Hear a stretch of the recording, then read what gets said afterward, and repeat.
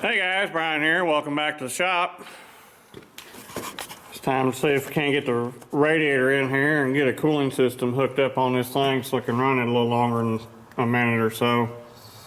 But I get the alternator in here first because it'll be a lot easier with the radiator not in the way.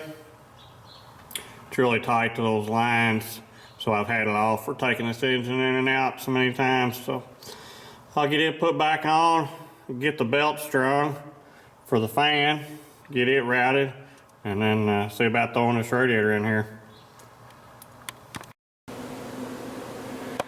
Well, I admit I've just been trying to get things done, so I've been cutting on the metal and getting it installed.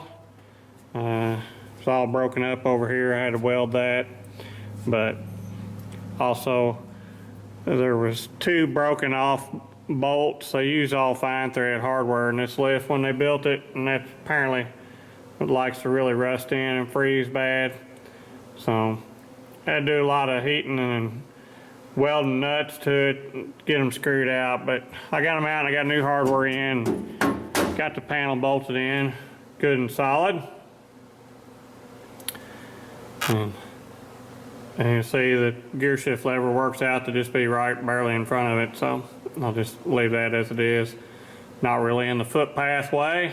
I do need to redo this lever, move it. The way it's tilted, it's not the greatest. It clears, it's not in your lap, but I'd rather it was leaned out some. But I did manage to get this all back fitting like it was supposed to. And as you can see, there's not much room there for the turbocharger. The hoods or the radiator's installed. Cooling system's not finished. I'm gonna rework all this to my satisfaction.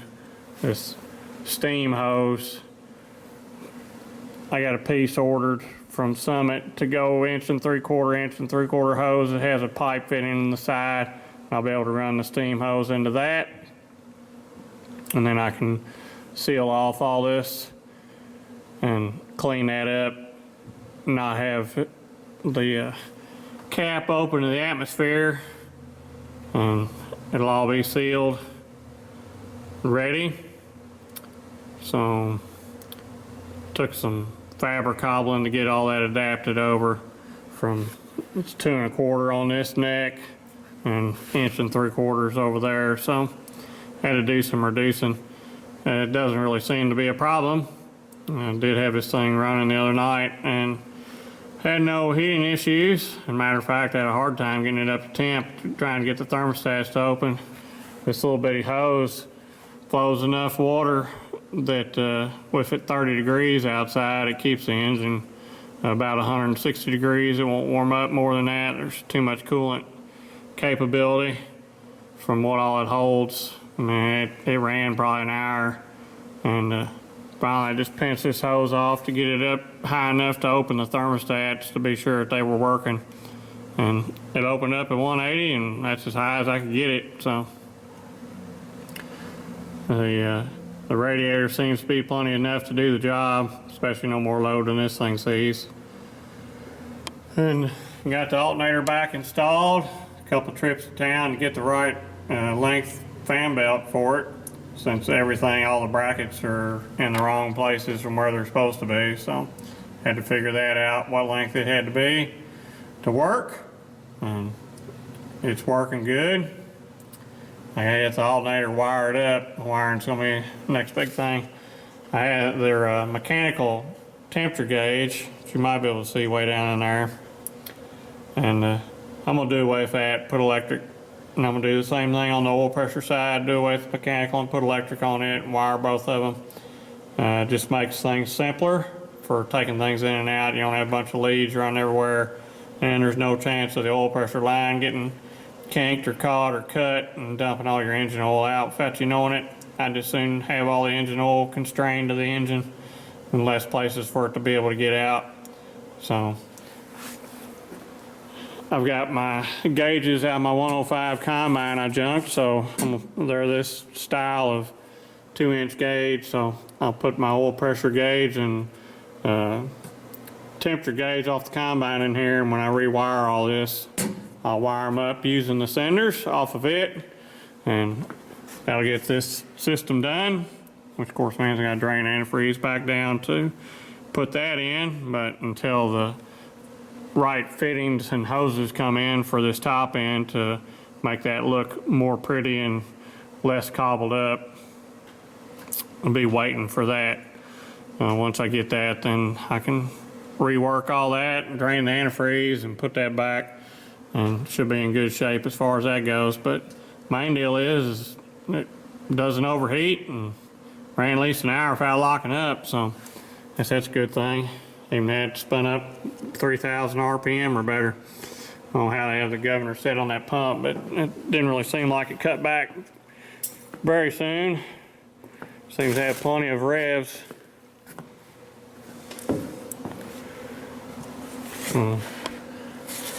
Gotta do some more work over here to get the intake hooked up. So I'm gonna have to sacrifice one of the pieces off my twin charger setup. I mean, I don't have to sacrifice it, but I just, well, if I put it back on someday, it's gonna be different plumbed than this anyway, more than likely, so I probably won't use this piece. I'm gonna try and get 2 out of this.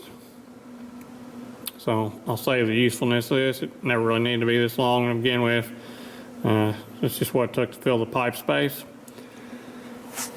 But I need to trim this down and recut it, so that'll go in there and make up the correct length to be able to hook the turbocharger up. So that'll be the next upcoming lathe job. I'm gonna pull this panel back out and replace the vacuum tank here with my air tank sitting there, and get the air lines all plumbed up for that. And the only other thing I really know I need to come up with is I need to get a Hyster boost brake booster to put on here to do away with the vacuum brake booster. So I gotta hunt up one of those, and then I can get this in together. And I still gotta get the linkage sorted for the forward and reverse gearbox. See it laying down there. And the throttle linkage has to get hooked up. So I gotta find a cable suitable for that I can run back here to the pump. I've got the bracket for that. I gotta get it bolted back on the side of the engine. And this is where the kill cable and the throttle cables will attach to operate the pump. So, not a lot of progress, I guess, but this little stuff takes a whole lot of time doing these details and making all this fit. As you can see, there's not really a lot of tolerance for this thing of extra room.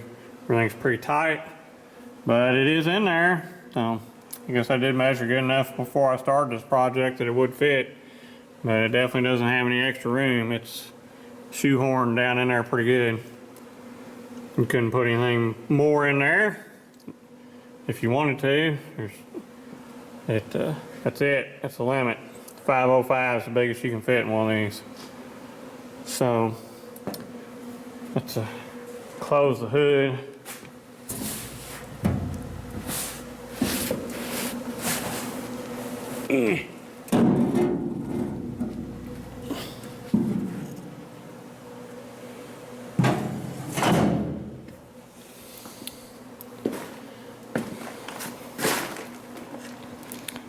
There it is, somewhat stock looking.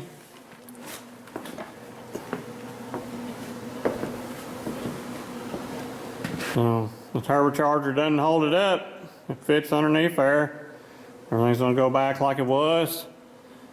Be a good sleeper. Nobody will ever know there's a 300 horse monster or more lurking underneath of there. with the fancy 6-speed, super high speed, low speed transmission versus the original 4-speed. And steering's back working.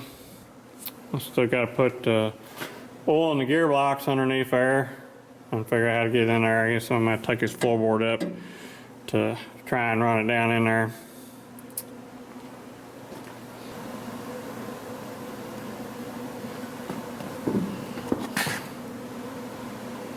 Otherwise, I guess it's starting to look like something.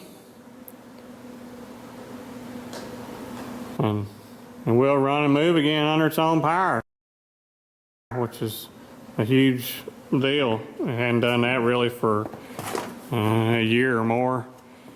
I had it parked up in the Kwanzaa hut because I couldn't get the thing to run more than 5 minutes at a time. That was assuming after a half hour fooling with it, you can even get it started. So, I gotta do something about the air cleaner too. So, you might be able to see there's a brace right there under the hood.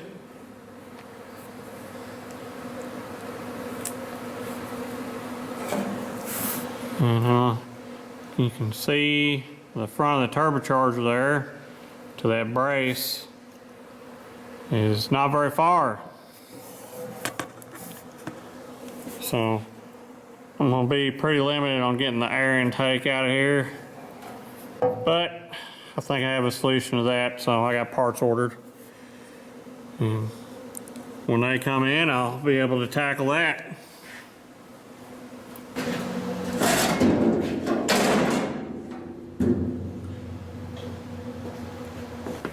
So pretty spiffy. Got to build an exhaust, build an intake system, finish hooking the turbocharger up, redo the cooling system, hook up throttle linkages and wire the entire thing. Other than that, it's pretty much done. So all it needs is, another month's worth of work. But such is life.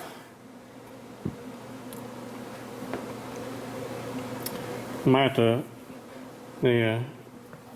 original floorboard had a hump in it. Might be able to see it there. And it's going to have a bigger hump now. I haven't really figured out exactly how I'm going to do that.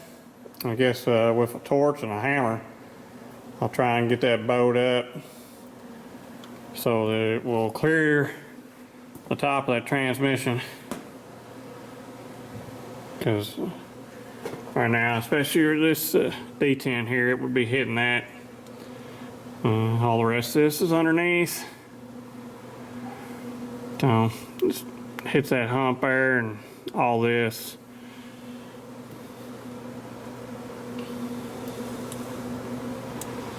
Probably from this bolt down, it's okay, but anything higher, it's going to have to hump up. To clear. So, sheet metal work, not really my area of expertise, but I'll get something done to throw in there. Might be misleading. I didn't get to show you a whole lot of work that went on here, but I can promise you a whole lot of work has gone on here time-wise. Getting all this sorted, it's a difficult thing to do to make all this stuff hook up like it's supposed to and get it all in a way that is functional and somewhat clean and not just all garbage together. Trying to make it look as factory and install as possible. And so far, I think it looks pretty good as far as that goes. The radiator hose, not the greatest, but I'll get that fixed and this thing will look like it was born in here. So, which it pretty much was. Been easier to build the forklift around it than it was to put it over in it. So, thanks for watching, thanks for subscribing, I'll catch you later.